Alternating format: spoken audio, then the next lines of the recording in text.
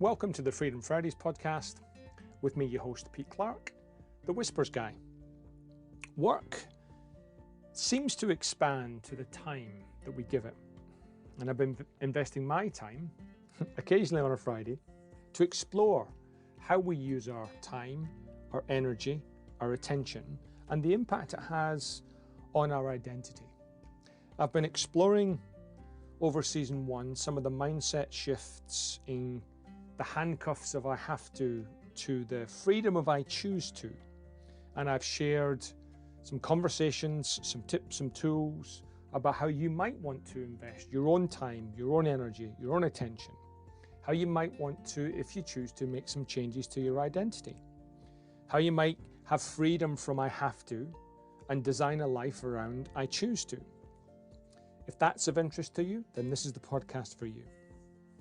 In season 2, I'm going to be exploring some experts and asking them what freedom means for them, and trying to help people work to live and not live to work. Trying to help people add life to their years and not just years to their life. So let's dive on in, and here's season 2.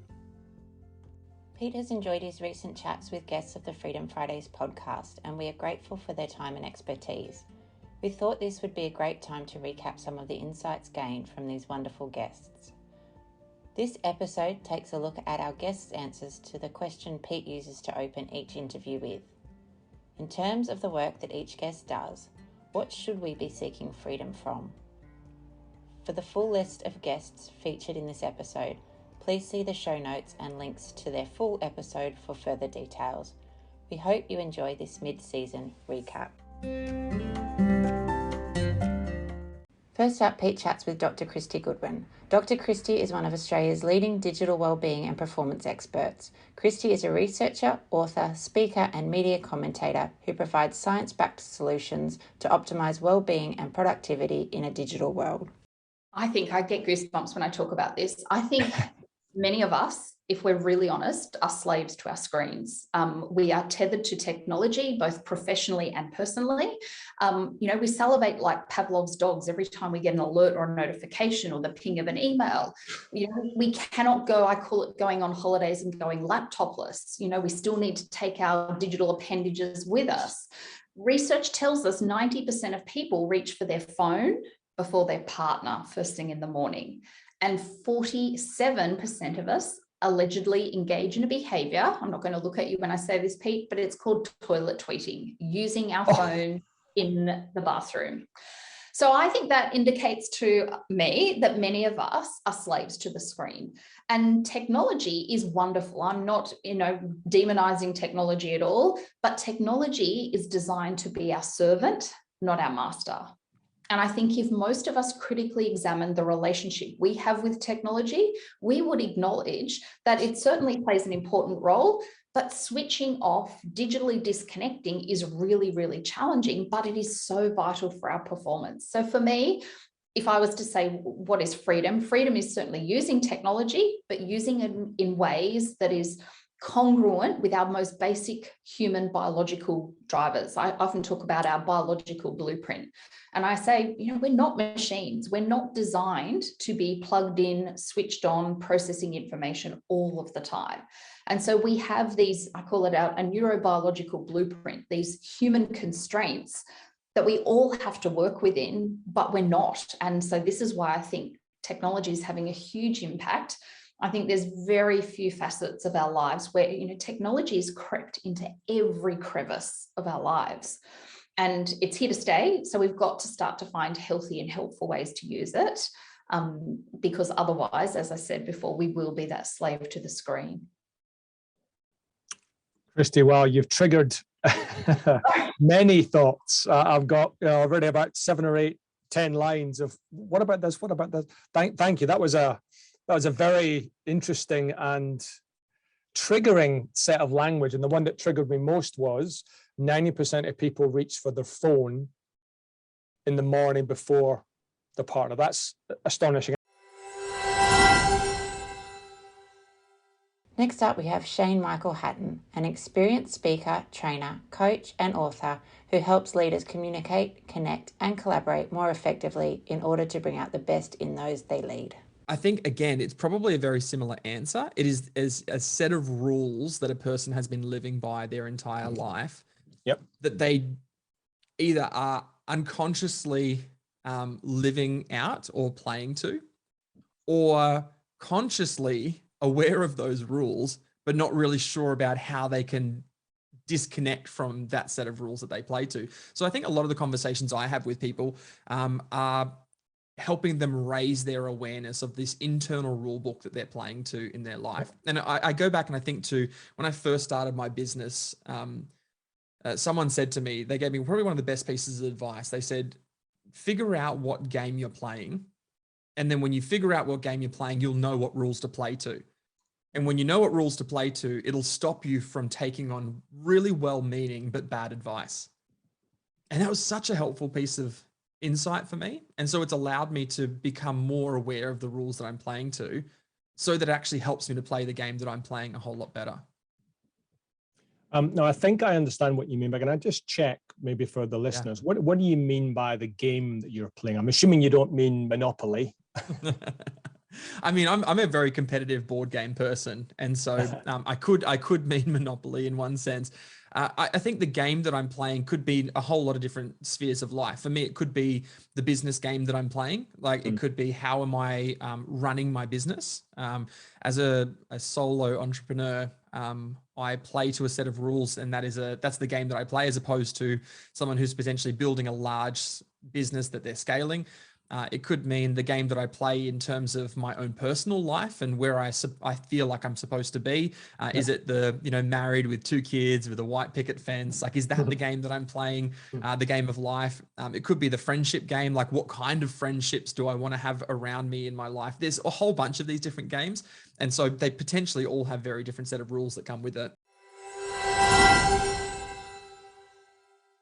Now we have Karen Simmons. Karen is a complex change specialist, coach, facilitator, and founder of The Change Executive. With 30 years of experience, Karen has a deep understanding of what it takes to transform a business culture from the inside out. For me, it's about just being free to be who you are, and do that without harming others, and being aware, but just be as you are. Don't put yourself down or make yourself into something that others say you should be. I think that's my view on it. Come as you are. Come as you are. Love that. Now, given my background, we could have a week's conversation about that, Karen. I'm interested, first of all, what if who you are isn't who you want to be? Oh, that's a good question. I think who you are is who you want to be. I think who you want to be is more because someone else says you should be. I mean, in terms of freedom to come as you are, I want leaders, especially because I work with a lot of leaders in organizations, and I want leaders to free themselves from who they think they should be to someone that they are. And I've witnessed so many people and so many teams with so much potential just not fulfill that potential because there's so much ego and insecurity in the way. Could you make a distinction there? Because when I was thinking about, what if you don't want to be who you are and you want to be someone different? In the world that we've existed, in our careers, we've been trying to help and support people get better, better communicators, better able to deal with change, whatever that means, maximizing, optimizing our potential. And so for me, the logic therefore is, who I am could be a bit better. So the future me, come as I could be, needs to be a bit different. So how do you kind of make that distinction between what's the ego and the insecurity doing that's keeping us there versus how it could support a better version of ourselves? Yeah, so there's a lot in that. So let's unpack that. Let's unpack that a little bit at a time. So first of all, if there is something you want to change about yourself, I think that's the first thing. You have to want to. Yep. So if you want to change something about yourself, it's about identifying where you are now. How do you know you're not already what you want to be? It's just yourself that's getting in the way. So first of all, identify what it is you want to change. Have a good look at where you are now and what you can practice to do differently.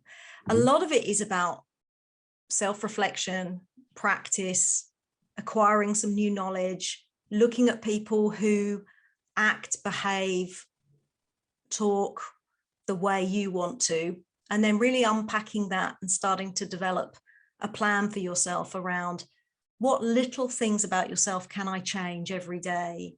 And actually, I think most people are surprised that it isn't the big things. It isn't the, oh, I need to study for 3 years to become something else. It's tweaks, it's improvements, it's continuous improvement in ourselves.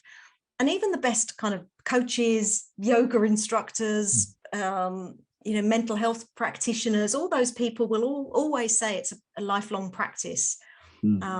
We're fundamentally a work in progress. And I think that's why I like the Come As You Are, because we're all a work in progress and we're all winging it. And none of us know for certain what's around the corner. So if we can just practice and be clear about what we want to be and who we want to be, and just get out there and try something different, keep moving forward.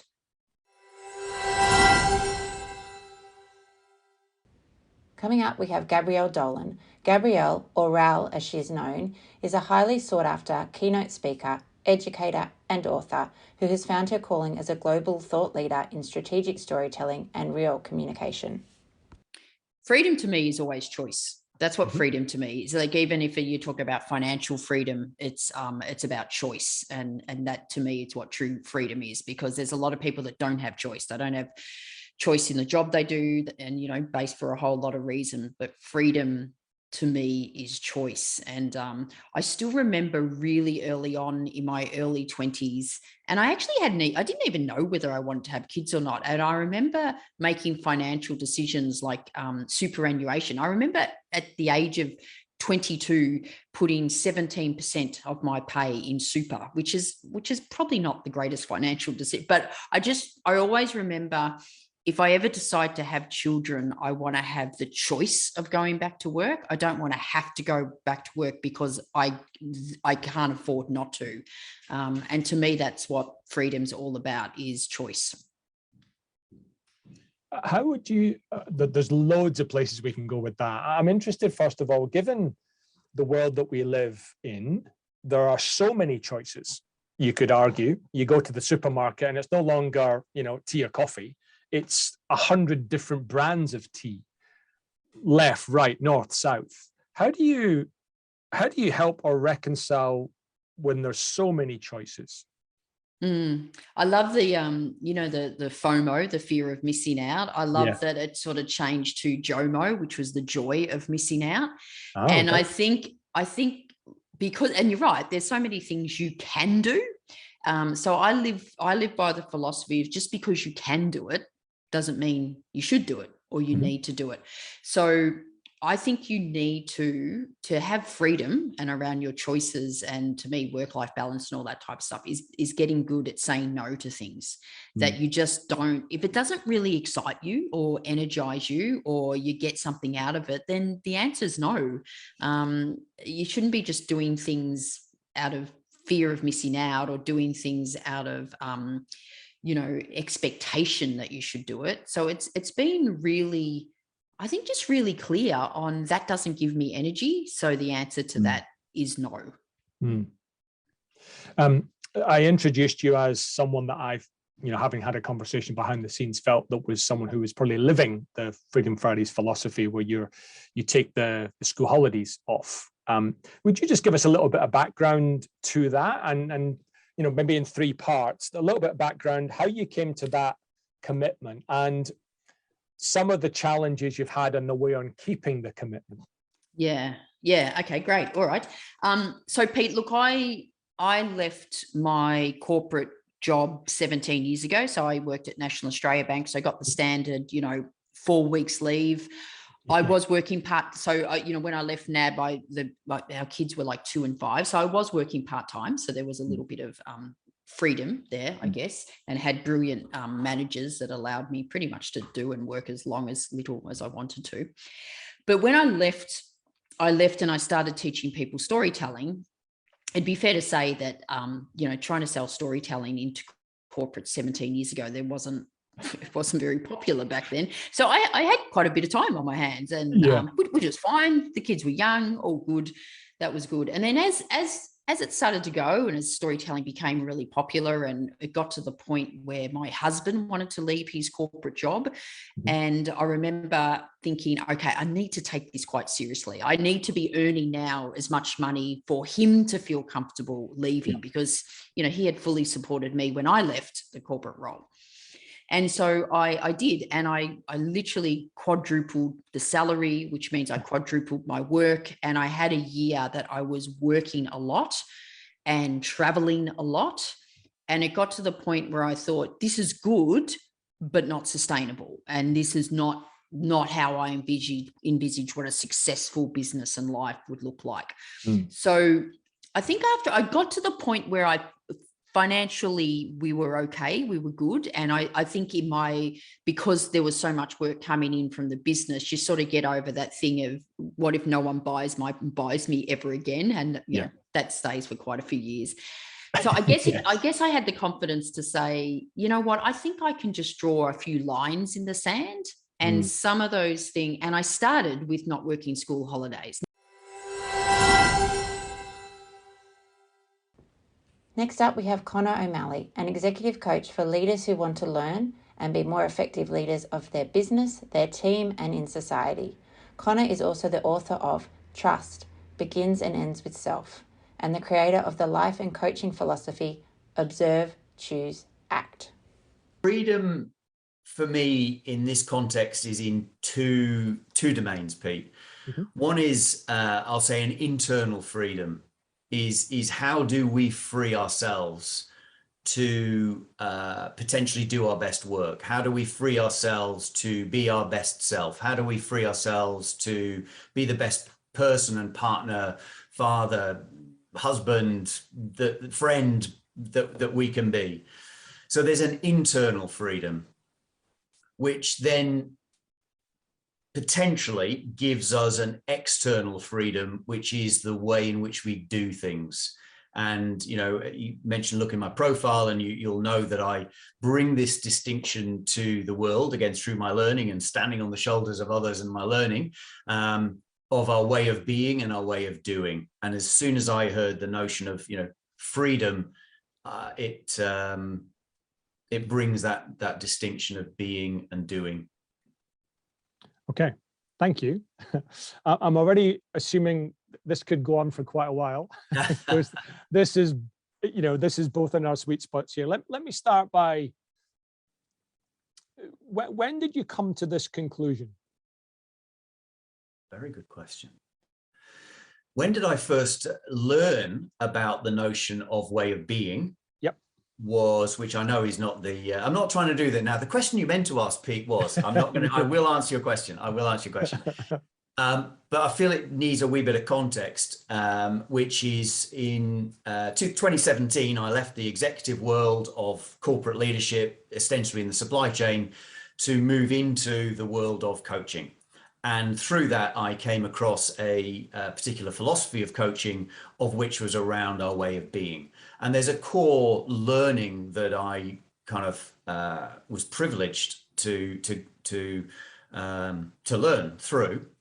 But in answer to your question, I now make a slightly different distinction myself through my experience of not only that learning journey, but also my coaching and my life journey now, between way of being and way of doing.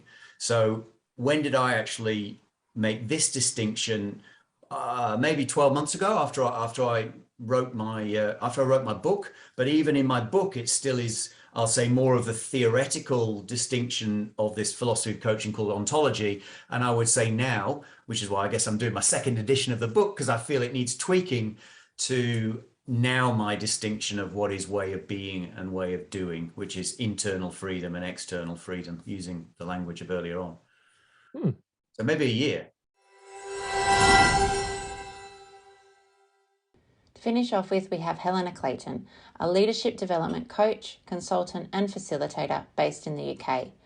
Having started her career in a series of strategic and operational HR roles, Helena has experienced firsthand the vast impact that poor and exceptional leadership can make on an organisation and its people.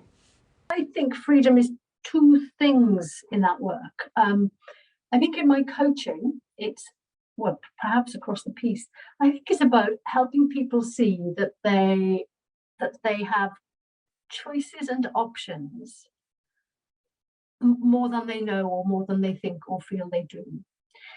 So I think it's the freedom comes from just inviting people to see a much wider range of options and possibilities. And that also includes not just options to act, but new ways of seeing things, seeing the world, seeing their beliefs, seeing themselves. So I think freedom from stuck ways or limited ways, narrow ways of seeing things. And also, and this is becoming increasingly important to me, and I'm not entirely sure I'll have the words for it, but something about, I have a sense that many of us, not all, have ended up living rather dry lives, perhaps small, or shades of grey. And clearly this isn't true for everybody. And I think that there is something about, and that is a stuckness. And I think freedom is also about helping people live lives, live lives that are full of richness, that are technicolor, not shades of grey, that are multi-stranded, multicolored. And that includes having a life that nourishes us, that we feel fully alive in, and where, you know, feelings or emotions like aliveness or joy or love, these are really front and center. I have a colleague who is from the corporate world, and she said recently she has chosen to put joy at the center of her life, and things are completely different as a result. And you know that I do some work exploring love, and so there is something for me about, if we put love at the center of our life, then what, well, for this podcast, what kind of freedoms might there be? What might be possible? What other choices might we have? So bit of a long waffly answer, but that's where your Helena, takes me. we chatted a little bit about before we started, and what continues to fascinate me and inspire me is when I have a guest like you, and I've done about 50 odd of these, and I tell them my style, which is I'm just going to ask one question and we'll take it from there. And I've never, ever been disappointed or left with, what am I going to talk about now? Because how you've answered that, there's probably 5 or 6 conversations we could have just in some of the things that you mentioned. And I'm going to have to think carefully, because there's many things I want to pick up on. I'm going to have to think carefully about where we start. But thank you. That's a great introduction to freedom from all of those previously held constraints. And I love the freedom from shades of grey. Well, and what's come up for me hearing you talk there is a really strong image. When I coach people, and here, for example, if I make an amalgam of many of my coaching clients who start work at 7 in the morning, they finish at 7 at night, they spend 2 hours with their kids, then they go back online to finish off their work. And when I say something like, how do you feel about that? They kind of say, oh, that's not okay. And when I gently sort of explore, so what might you want to be different? The sense of fear or terror of actually changing anything in those structures feels to me like such a prison, you know. So I just have this sense, as we're talking about, we put ourselves in cages of our own making sometimes. So there's something about freedom. It's like, how do we help people find a key to I don't know, open the door. Yeah. Something like that. And I think the irony is the door's probably already unlocked. Right. But we just don't know it. Yeah.